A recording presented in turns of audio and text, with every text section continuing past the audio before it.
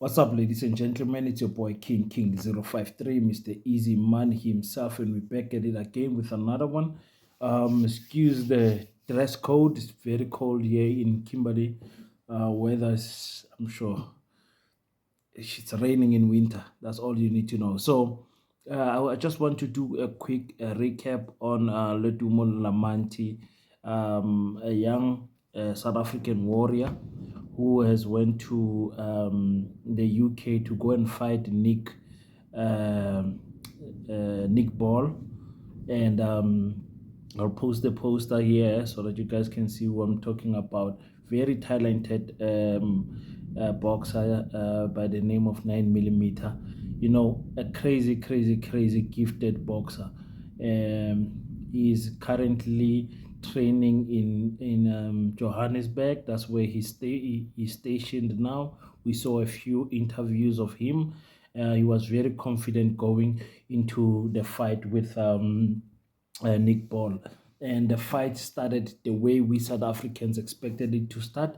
And we saw Lamati taking care of business the first 2 rounds with a beautiful jab, controlling the distance, controlling the ring, controlling the pace of the fight. And it was then Lamati that we know. But as from the third round, you know, I was watching the fight and I saw, man, there was a shift of something. And I'll have to rewatch the fight and see which punch really got him. But long story cut short, Lamanti went the 12 rounds with the guy, or 11 rounds, and on the 12th round, his corner threw in the towel to stop the contest. And after the corner doctor checked him out, he was very concerned, and then it looks like Lamanti was not all right. So he was he was taken out with a stretcher and taken straight to hospital. And the latest that we know is that his vital organs are okay. This is now this morning, the day after a fight. He fought on the 27th. So on the 28th, which will be today on a Sunday, he fought, and the medical report, or the report that we get from the UK, is that his organs are okay. Now, in boxing, when we talk about organs, there's only specific one organ that we're talking about, and that's the brain.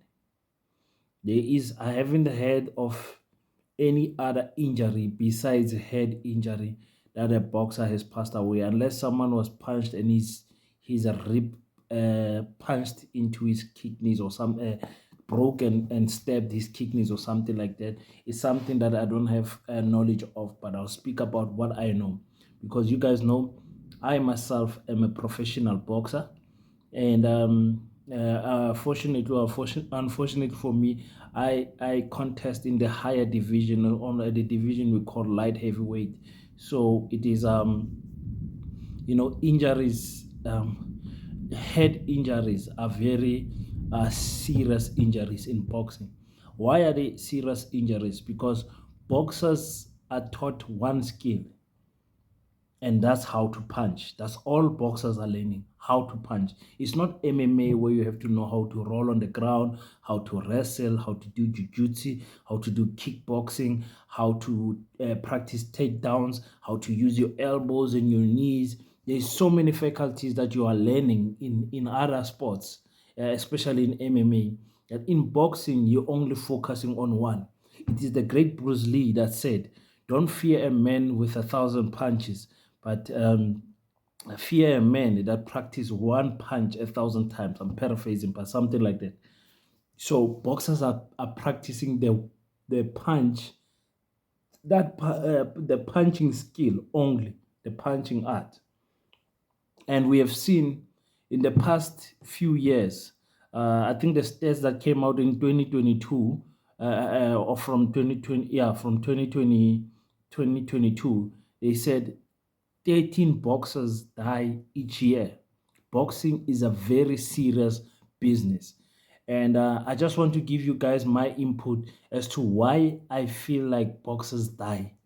And like I said, as an experienced person who's in the industry, I'm qualified to share my opinion.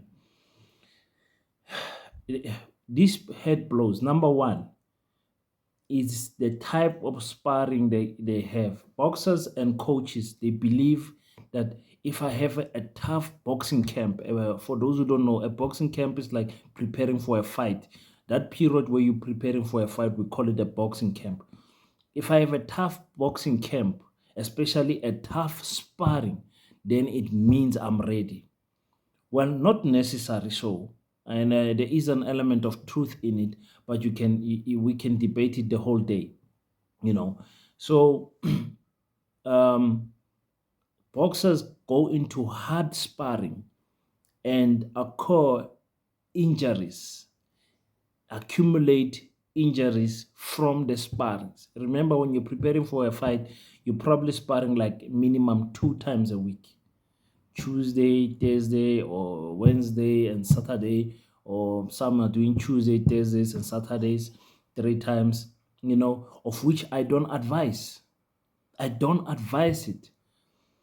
Depending on who you are, on which stable you are, the boxing club you are, you don't need 3 sparrings a week.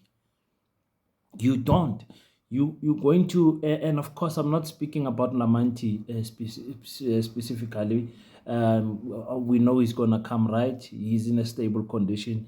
Hopefully, the boy will come back home and will start again. And this might be maybe a serious injury where he has to stay out of boxing for a long time, or it might just be precaution measures, and they just checking him out, and then he'll be all right, and he'll be back in the ring very soon. That's what we're wishing for him. I'm not speaking about him. I'm speaking because I have went to different gyms in South Africa.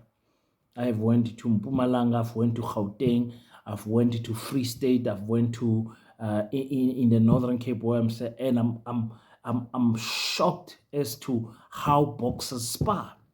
They literally trying to send each other to hospital in the gym, especially when you are a visitor. Like for example, if I go and visit a club in Johannesburg, they they feel like they need to prove a point, and you, of course, not all of them. I've went to all the top gyms in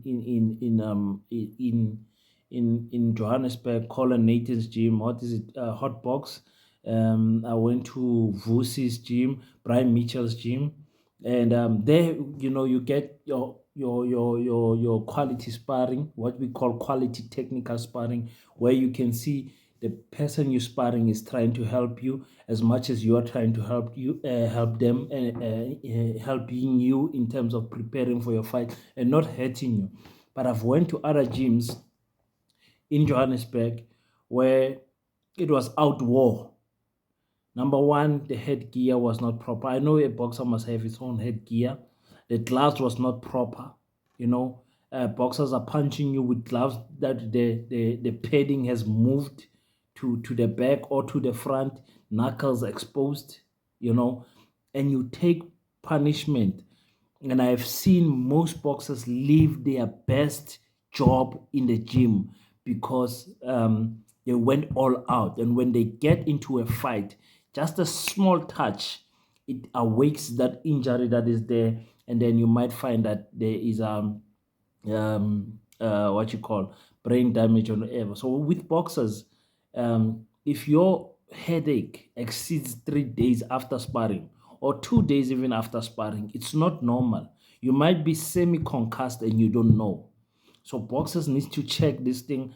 Boxers need to take care of themselves. Coaches need to watch what is going on in the sparring sessions and guide it properly, referee it properly so that boxers don't hurt each other.